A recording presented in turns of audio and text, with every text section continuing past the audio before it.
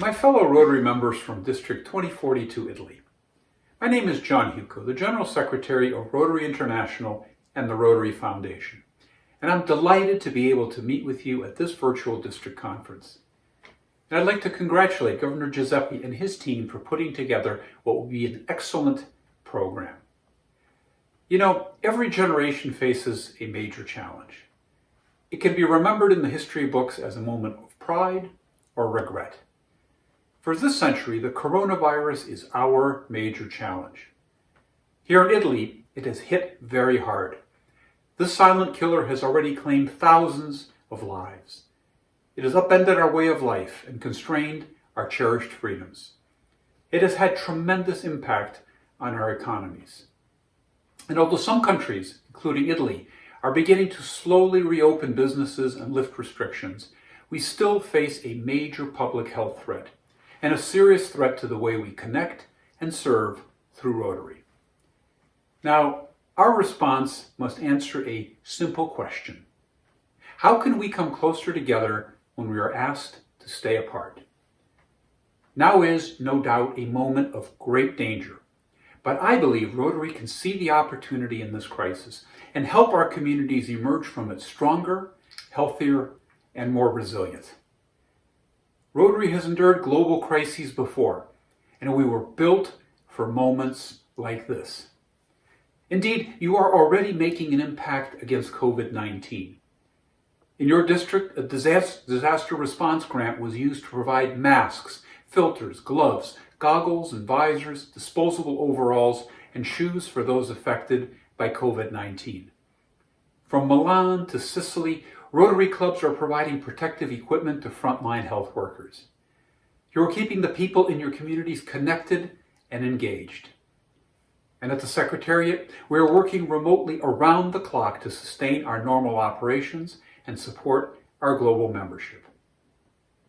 We're also finding ways to apply our knowledge and experience in fighting another disease, that is polio, to the COVID-19 response. The polio program is already using the advanced disease eradication infrastructure to protect the vulnerable from COVID-19, especially in polio-endemic countries. The Rotary Foundation has also taken swift action to support your work, making it easier to carry out projects in response to COVID-19. When the pandemic hit, global grant submissions rose 33% as Rotarians moved into action. It has been truly inspiring. But there's even more we can do. As people of action, you have left a powerful legacy in every generation since Rotary's founding. And I'm sure many of you want to ask what Rotary's future looks like in a world that has to live with COVID-19. So what does our future look like in 5 years? Well, I'd like to share with you 4 calls to action that will have an important impact on our future. First, focus on member retention. Over the past 5 years, on average, new members stay with Rotary for only two years. And the data shows that the longer one stays in Rotary, the less likely one is to leave. So it's vital to engage those Rotarians who are newer to Rotary, as they tend to be those members who leave our organization. Second, ensure that all Rotary clubs in your district are meeting and engaging with their members. While many clubs are even more connected than ever in this new virtual reality, I suspect that there are clubs that are not meeting. And I suspect that clubs that fail to meet for months on end will have little chance of surviving the crisis.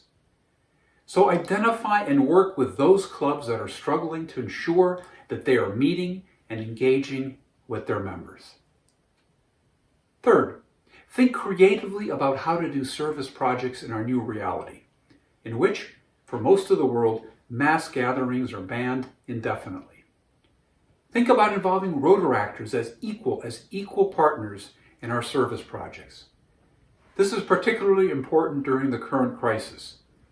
Our Rotaractors grew up in the digital area, and we must deploy their talents in finding new ways to connect despite social isolation. So now is the time to invite Rotaractors to help shape our future. And fourth, We must think creatively about how to fundraise in our new reality when many of the traditional means of fundraising are not possible. Because the work of Rotarians is needed now more than ever. So we must find new ways to fundraise to support our many projects, activities, and other things.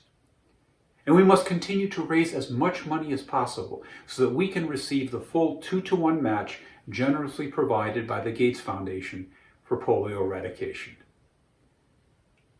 So to conclude, I think we all need to realize that there is a great opportunity for Rotary in this time of turmoil.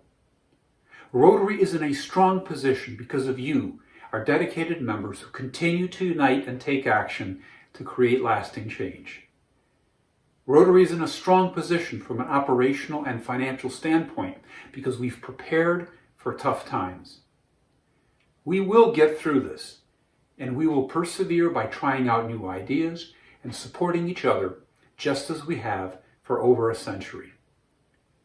In fact, there has never been a better time to be a part of an organization that can truly make a difference.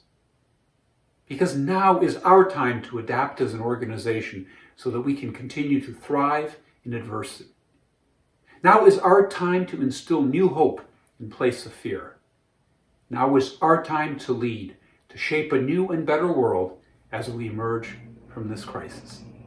Thank you very much, and enjoy the district conference.